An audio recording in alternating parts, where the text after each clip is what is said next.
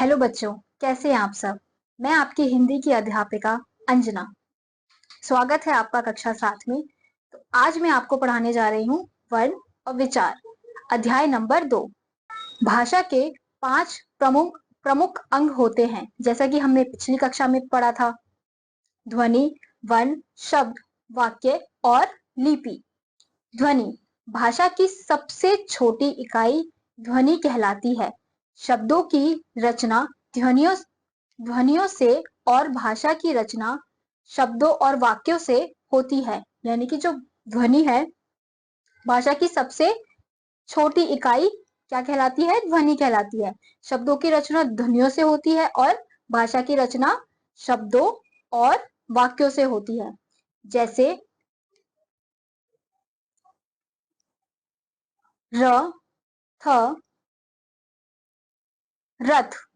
तो रथ शब्द होगा और ये र, अ, थ, अ ये ध्वनियां हैं जो मिलकर एक शब्द बना रही हैं। अब ऐसे ही हम दूसरे उसमें देखेंगे, श, अ, र, अ, द, अ। तो ये मिलकर क्या बना रहे हैं? ये ध्वनियां मिलकर कौन सा शब्द बना रही हैं? श, र, द, शरद। अब र, थ, श, र, द आदि का जब उच्चारण करते हैं तो उन्हें ध्वनियां कहते हैं।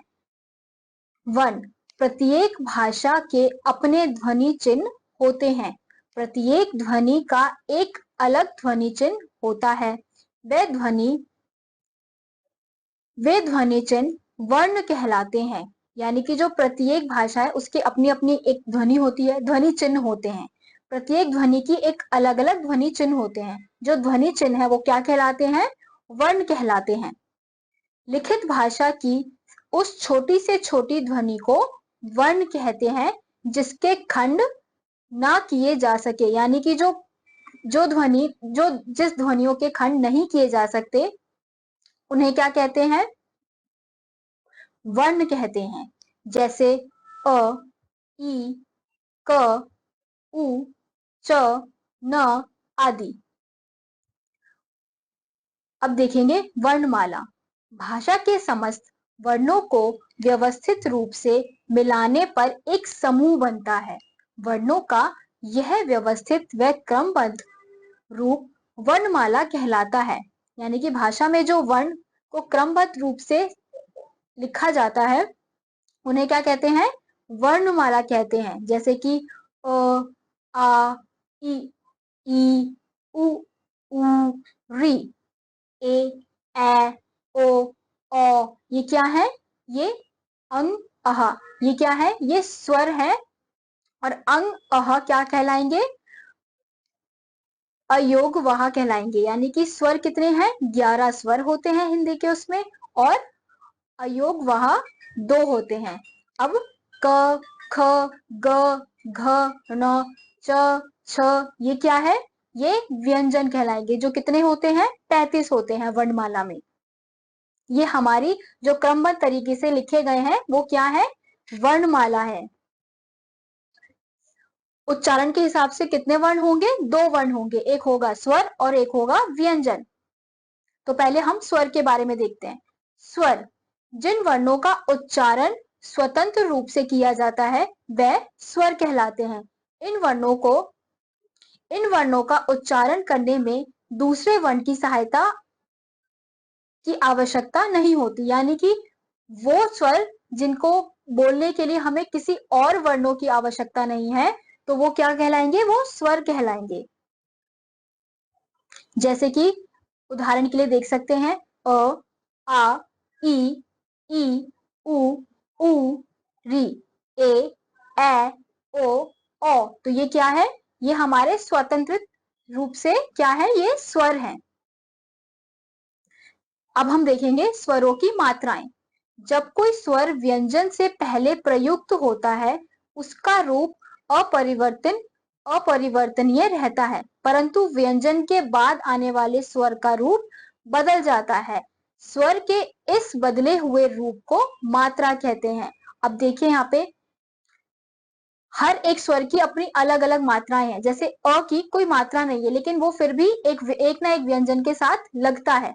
जैसे कि अ, आ का डंडा हम लगाते हैं, वो आ की मात्रा है। ई की मात्रा, ई की मात्रा, ऊ की मात्रा, ऊ की मात्रा, री की मात्रा, ए की मात्रा, ए की मात्रा, ओ की मात्रा, औ की मात्रा। अब इसका प्रयोग अगर हम करें तो किस प्रकार से होगा? क, ल। अब इसमें अगर हम छोटा अ लगाएं तो ये क बनेगा, और ल के आगे भी छोटा आ की मात्रा होती है, तभी वो कल बनता है। ऐसे ही क के आगे अगर बड़े आ की मात्रा लगाए तो वो क्या बनेगा? काल। ऐसे ही क के आगे क से पहले छोटी ई की मात्रा लगाए तो वो क्या बन जाएगा? और स किस। और ऐसे ही अगर क के बाद बड़ी ई की मात्रा लगाए तो वो क्या बनेगा? की। और उसके साथ ल को जोड़ दिया जाए तो कील। ऐसे ही क में छोटे ऊ की मात्रा लगाए और ल के साथ कुल। ऐसे ही क में बड़े ऊ की मात्रा लगाए और उसके साथ प को जोड़ दे तो कूप।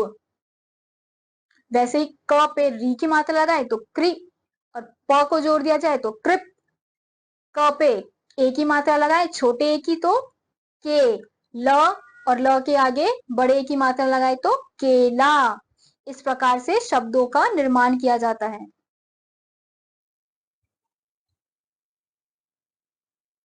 अस्वर की कोई मात्रा नहीं होती।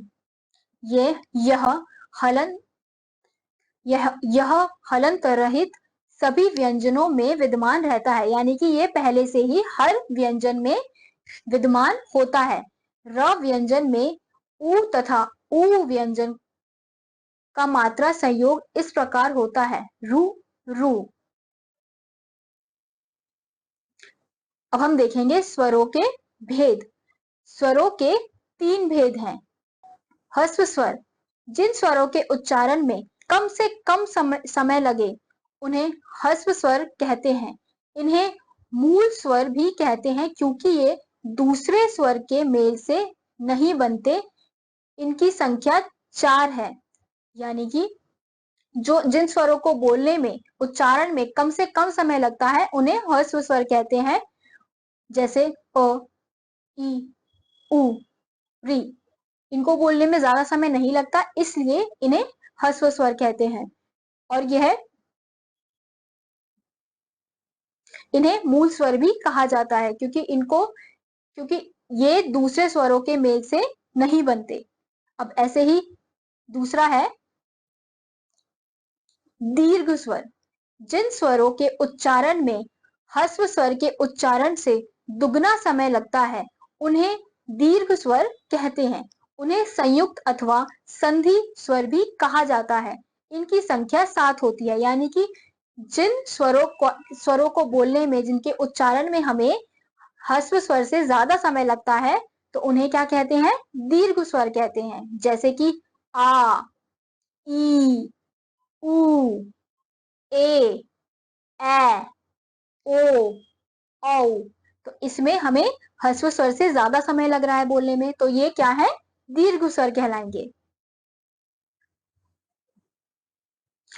और इन्हें संयुक्त अथवा संधि स्वर भी कहा जाता है। इनकी संख्या कितनी होती है? 7। तो अब तीसरा है प्लुप्त स्वर। जिन स्वरों के उच्चारण में ह्रस्व स्वर से तिगुना या उससे अधिक समय लगे उन्हें प्लुप्त स्वर कहते हैं। ह्रस्व और दीर्घ दोनों ही प्रकार के स्वर किसी को पुकारते या कोई विशेष भाव प्रकट करते समय अपने सामान्य उच्चारण समय से अधिक समय लेते हैं। उस समय ये स्वर ह्रस्व या दीर्घ न रहकर प्लुप्त हो जाते हैं। प्लुप्त के लिए कोई सुनिश्चित संकेत व्यवस्था नहीं है, केवल प्लुप्त दिखाने के लिए यह चिन्ह बना दिया जाता है, जैसे ओम। अब हम देखेंगे अयोग वह। ये ध्वनियां स्वतंत्र रूप से ना तो स्वर का कार्य करती हैं और ना ही व्यंजन का। अंततः अयोगवाह कहलाती है। अयोगवाह के 3 रूप हैं, अनुस्वर, अनुनासिक, ग, विसर्ग। अब हम पहला देखेंगे, अनुस्वार। अनुस्वार के उच्चारण में हवा नाक से निकलती है, इसका चिन्ह बिंदु होता है जो वर्ण के ऊपर लिखा जाता है, जैसे जंघा, कंस, टंकार आदि। यानी कि जिसके उच्चारण में हमें नाक से हवा निकलती है उसे हम क्या कहते हैं, अनुस्वार कहते हैं। जैसे कि कंघा, कंस, टंकार, ये कुछ इसके उदाहरण हैं। ऐसे ही अनुस्वार हिंदी वर्णमाला के अंतिम वर्णों के स्थान पर भी प्रयुक्त होता है, जैसे कंघा, कंठ, गंगा, संत, अंबा आदि। अनुनासिक, जब किसी ध्वनि का उच्चारण करते समय नाक व मुख से श्वास निकलता है तो वह अनुनासिक होता है। इसका चिन्ह इस प्रकार का होता है। इसे लिखने के लिए वर्ण के ऊपर चंद्र बिंदु लगाया जाता है, जैसे हंस, ऊंट, चांद, आंख, गांव, 5, अंगूठा। ये कुछ इसके उदाहरण हैं।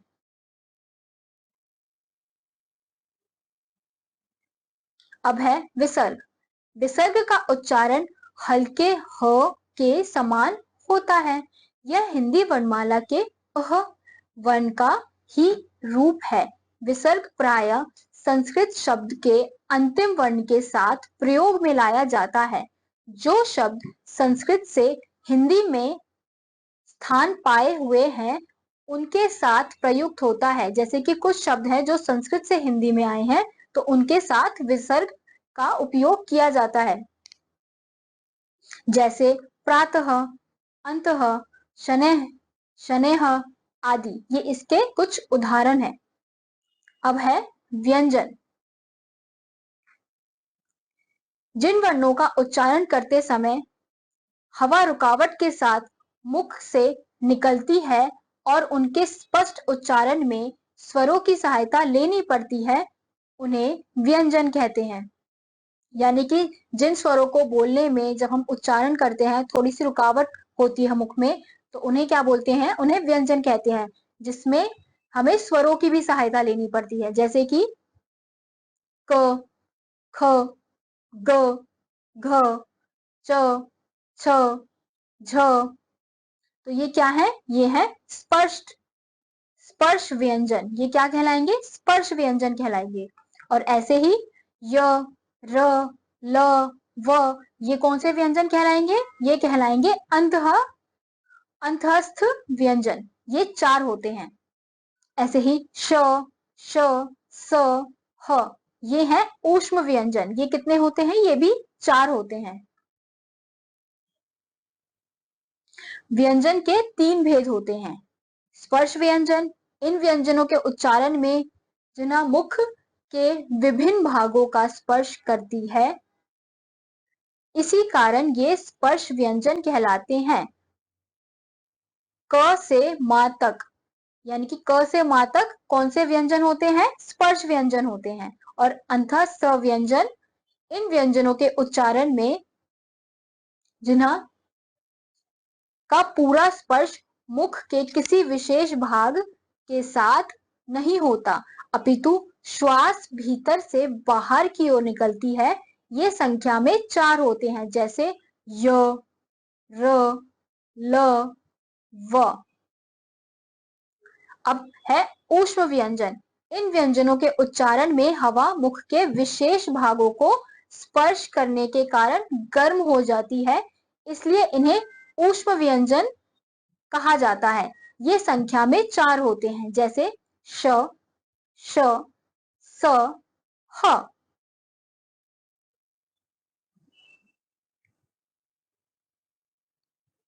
संयुक्त व्यंजन, अलग अलग व्यंजन आपस में जुड़कर संयुक्त ध्वनि उत्पन्न करते हैं, ये संयुक्त व्यंजन कहलाते हैं। जैसे क, श, अ। तो ये मिलकर क्या बनता है? छ।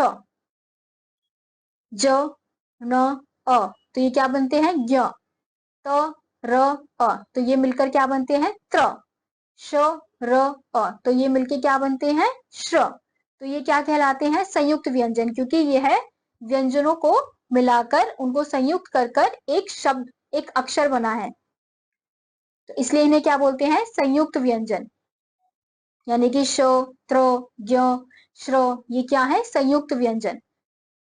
द्वित्व व्यंजन, जब एक व्यंजन ध्वनि अपने समान अन्य ध्वनि से जुड़ती है तो द्वित्व व्यंजन बनता है। जैसे क जमा क। अब हम शब्द लिखेंगे पक्का, शक्कर। इस प्रकार के शब्द में इस प्रकार का व्यंजन, द्वित्व व्यंजन का उपयोग किया जाता है। जैसे कि च जमा च, सच्चा। आधा चा फिर पूरा चा, क्या बन गया? सच्चा। कच्चा, ये क्या है? द्वित्व व्यंजन, जहां पे दो व्यंजनों को जोड़कर शब्द एक सच्चा, कच्चा, इस प्रकार के शब्दों का निर्माण किया गया है।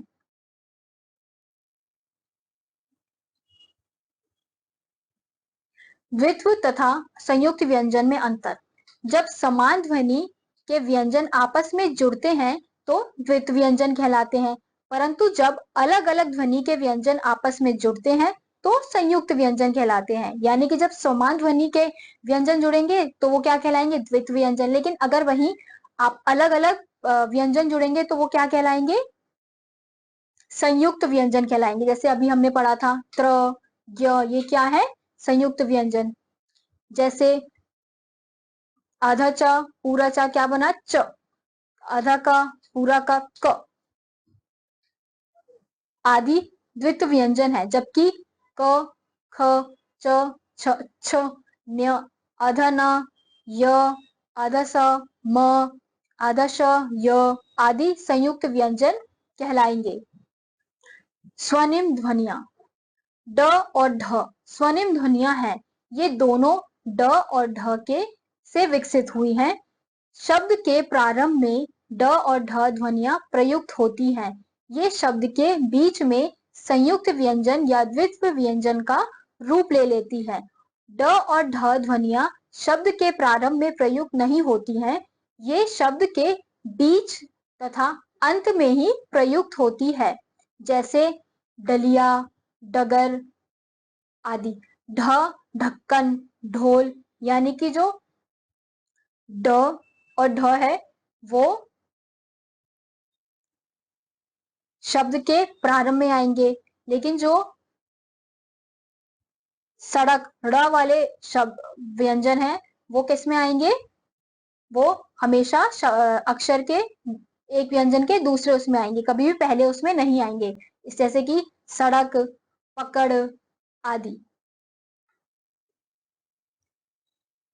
आगत ध्वनियां, हिंदी में ऐसी ध्वनियां जो पहले प्रयोग में नहीं थी लेकिन अरबी, फारसी, अंग्रेजी आदि शब्दों के कारण प्रयोग में आने लगी है, इन्हें आगत ध्वनियां कहती हैं। यानी कि वो ध्वनियां जो पहले तो हिंदी उसमें नहीं थी लेकिन बाद में धीरे धीरे फारसी, अंग्रेजी आदि शब्दों के कारण प्रयोग में इन्हें लाया गया है, तो उन ध्वनियों को क्या कहेंगे? आगत ध्वनियां।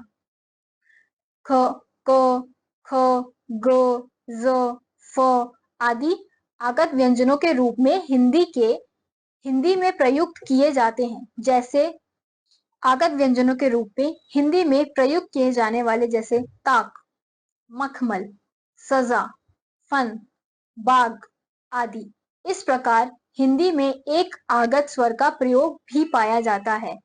ओ आगत स्वर है college, hockey, toffee, doctor, hall आदि शब्द आगत स्वर के उदाहरण है। यानी कि जो शब्द हमें, जो कोई अंग्रेजी का शब्द हमें हिंदी में लिखना होता है तो हम इन ध्वनियों का प्रयोग करते हैं।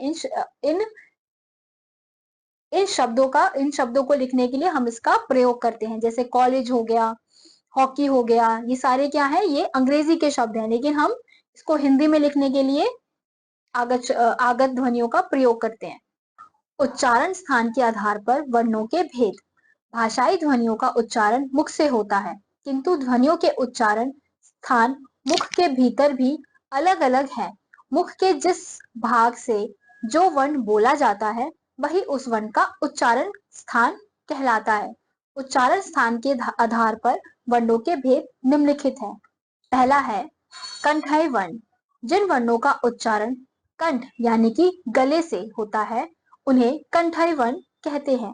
अ, आ, क, ख, ग, घ, ण, ह और विसर्ग अंघ कंठई वर्ण है, यानी कि जिस वर्णों को के उच्चारण में बोलते समय हम गले से होता है, हमारे गले से आवाज आती है, उसको कंठई वर्ण कहते हैं। अब है तालव्य वर्ण। दूसरा, तालु से उच्चारित वर्णों को तालव्य वर्ण कहते हैं, जैसे ई, ई, च, छ, ज, झ, म, य और श तालव्य वर्ण है। तीसरा है मूर्धन्य वर्ण। जिन वर्णों के उच्चारण में जीभ मूर्धा दांतों से ऊपर खुरदरा स्थान को स्पर्श करती है वह मूर्धन्य वर्ण कहलाते हैं, जैसे री, ट, ठ, ड, ढ, न, र और श मूर्धन्य वर्ण है। जिन वर्णों के उच्चारण से हमारी जीभ ऊपर के खुदरे स्थान पर टच होती है, यानी कि ऊपर की तरफ स्पर्श होती है, तो उन वर्णों को क्या कहते हैं? मूर्धन्य वर्ण। अब चौथा है दंत्य वर्ण। जिन वर्णों के उच्चारण में जीभ दांतों को स्पर्श करती है उनका उच्चारण स्थान दांत होने से वह दंत्य वर्ण कहलाते हैं, यानी कि जब जीभ दांतों को स्पर्श करती है, टच करती है और जो आवाज निकलती है, जो ध्वनि निकलती है बोलने पर, उसे क्या बोलते हैं? दंत्य वर्ण।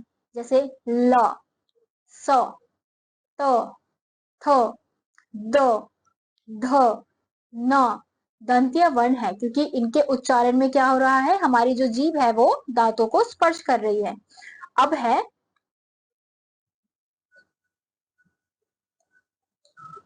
ओष्ठ्य वर्ण। जिन वर्णों के उच्चारण में जीभ के सहयोग से ओष्ठ परस्पर मिलकर कार्य करते हैं उन्हें ओष्ठ्य वर्ण कहते हैं, जैसे उ, ऊ, प, फ, ब, भ, म ओष्ठ्य वर्ण है, जिसमें हमारे जो होंठ है वो आपस में टच होते हैं, तो उन्हें क्या बोलते हैं? ओष्ठ्य वर्ण कहते हैं। अब छठा है नासिक्य वर्ण। प्रत्येक वर्ण के पंचमाक्षर के उच्चारण में नासिक भी सहायक होती है। नासिक की सहायता से बोले जाने वाले वर्णों को क्या कहते हैं? नासिक्य वर्ण कहते हैं, जैसे अ, ड, य, न और म नासिक्य वर्ण है। अब सातवां है कंठ तालव्य वर्ण। जो वर्ण कंठ और तालु दोनों के स्पर्श से बोले जाते हैं उन्हें क्या कहते हैं?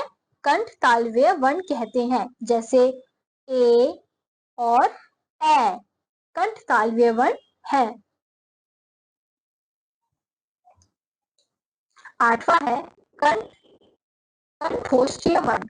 कंठ और ओष्ठ दोनों की सहायता से बोले जाने वाले वर्ण कंठोष्ठीय वर्ण कहलाते हैं, जैसे कि ओ, औ ये वर्ण क्या कहलाएंगे? कंठकोष्ठीय वर्ण। दंतोष्ठीय वर्ण। जो वर्ण दांत और ओष्ठ दोनों की सहायता से बोले जाते हैं उन्हें क्या कहेंगे? दंतोष्ठीय वर्ण। जैसे व, यानी कि इसमें हमारे होंठ और हमारे दांत दोनों का उपयोग हो रहा है, दोनों की सहायता से हम जो वर्ड बोल रहे हैं, जो वर्ण बोल रहे हैं उन्हें क्या कहेंगे? दंतोष्ठीय वर्ण, जैसे कि व।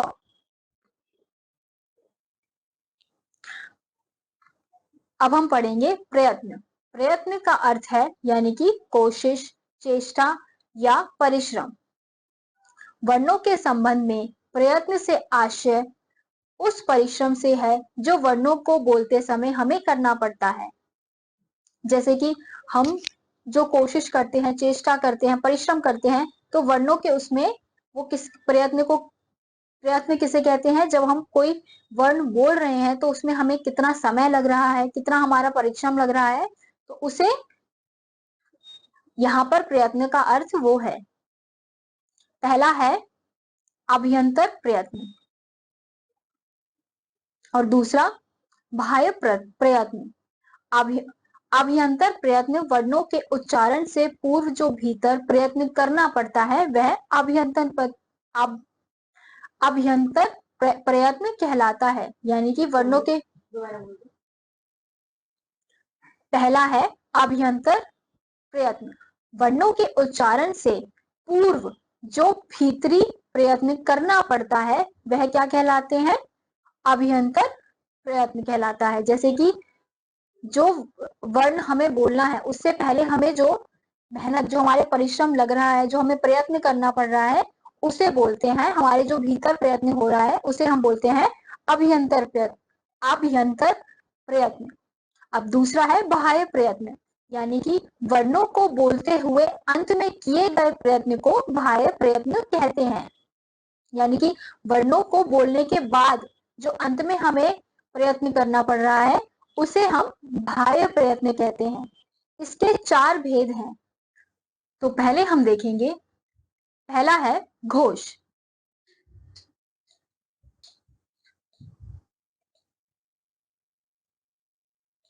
जिन वर्णों का उच्चारण करते समय प्राण वायु में प्रकंपन होने के कारण गूंज उत्पन्न होती है उन्हें घोष वर्ण कहते हैं।